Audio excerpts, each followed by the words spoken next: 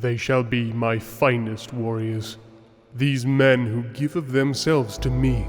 Like clay I shall mold them, and in the furnace of war forge them.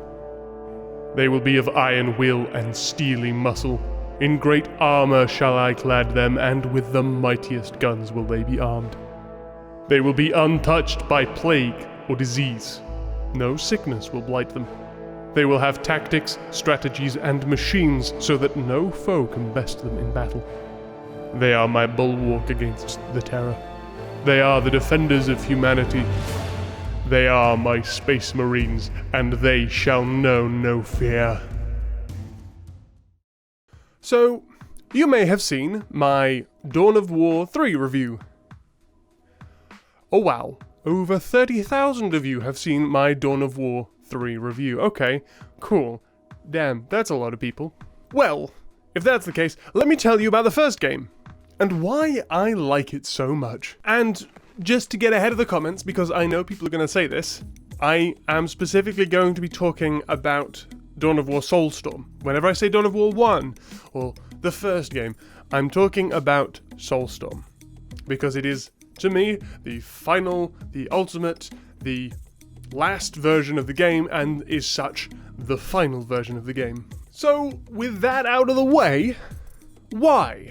Why in the Emperor's name do I prefer Dawn of War 1 to any of the others? Firstly, it's a much more traditional RTS. You start with a small base and a single builder. Then with your initial resources, you make some guys go out, gather some more, then build and expand your base and your army, all the while defending your base from the enemies that are coming to kill you. And I love this particular sort of gameplay. Age of Empires and Age of Mythology were very, very prominent when I was growing up. I then moved on to games like Red Alert and Command & Conquer before moving on to StarCraft 2. But back to Dawn of War. Let's talk about base building.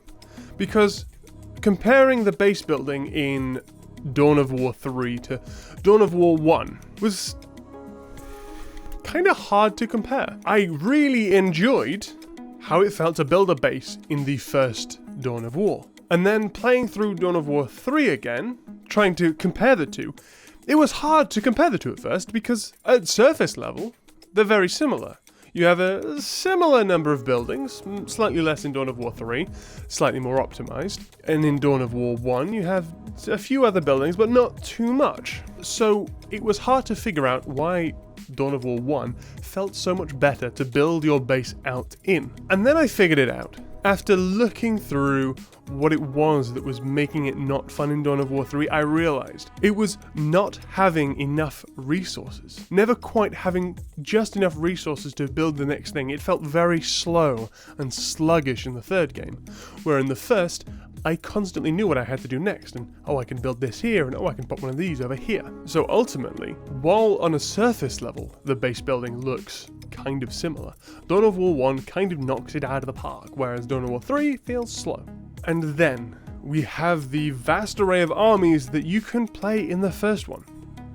Probably the biggest draw to this game, aside from the fact that it's set in the 40k universe, is the fact that there are 9 different factions, fully fleshed out, vastly different to each other. The only real faction missing from this game is the Tyranids. But then, I say that you have 9 different factions, but when you compare that to, say, Age of Mythology, which also has 9 factions, but what it does is you have the Greeks, the Norse, and the Egyptians, so you're effectively sharing one model across 3 factions. Dawn of War can't do that. You can't take a Tau unit and spread it into, say, Imperial Guard and Space Marines. So you have 9 uniquely modeled, uniquely looking armies, factions, units that you can use. And then that is so much more than, say, something like StarCraft or Red Alert, where you only have 3 factions. So the quantity of choice that you have in this game is just so much greater than the other options.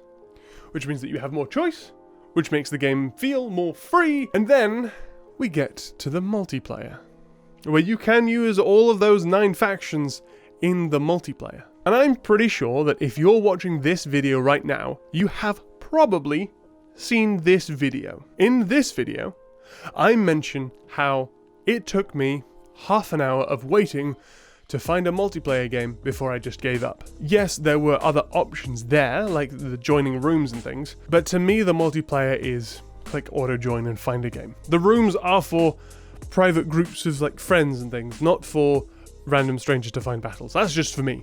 Other people that might not be the case. But in Dawn of War 1, I wanted to see how long I would go before giving up, and because I assumed that there wouldn't be anyone playing.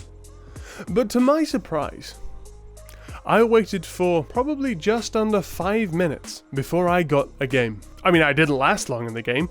Oh my god, I got destroyed. But that wasn't the point. The point was, I found a game. I was actually able to click auto matchmake, wait for a couple minutes, and find a game. Which is a lot more than I could say for Dawn of War 3. But like I said, I spend most of my time fighting against the AI. Not in skirmish games, but in the campaigns. I absolutely love how the campaigns are set out in these games. Everyone, all of the 9 factions, want a piece of the Kurova system pie. Each for their own reasons, and every time you start a new campaign, you get to choose who to play as. Then you get access to the Kurova system map, where you can move your little marker indicating your champion or hero that you have, and then battle for new territory, which will grant you more resources to gain more units to start with, or to reinforce other areas that you control. So you have this overall metagame. It's a different kind of strategy game, which has you thinking about which location should I take next in order to gain the best strategic advantage. And then you have the main game of building up and battling your armies, and then every faction has a main base, which you can choose to attack, but these will be longer, more scenario-type battles, with multiple stages leading up to the destruction of this faction's main base. And these scenarios start you at a severe disadvantage. And that feeling of starting with not a lot, but building up a great army to face against these insurmountable odds is a great feeling, regardless of which difficulty setting you set the game to. Overall, it's a great experience, and it can last for hours if you want it to, or you can just hop in for one little game here and there and slowly over the course of a couple of weeks finish this campaign. And then once you've done it once, you have many different factions to try out. So when it comes to replayability, I mean, you have it 9 times over. But one thing I will say before I end this video is that if you want to take your Dawn of War game to the next level, maybe, just maybe, look into the Ultimate Apocalypse mod. It adds plenty of new units for every faction in the game. And my favorite feature that this does is it lets you zoom out the camera, as I felt the normal camera is a little too close for comfort. But to conclude this jumbled mess of thoughts, Dawn of War 1 is a great game that's really fun to play. And personally, I would really like it if we got to see a remake of this game. But if you're looking for a more traditional RTS and you haven't tried this yet, give it a go, see what you think. I really enjoy it. But that's it for this video. If you've liked it, don't forget to like it, and thank you so much for watching. If you didn't know, I am trying to get to 100,000 subscribers by the end of next year.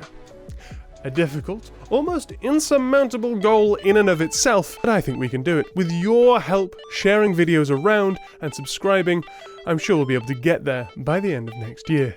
So until next time, did you know I'm English? Cheerio.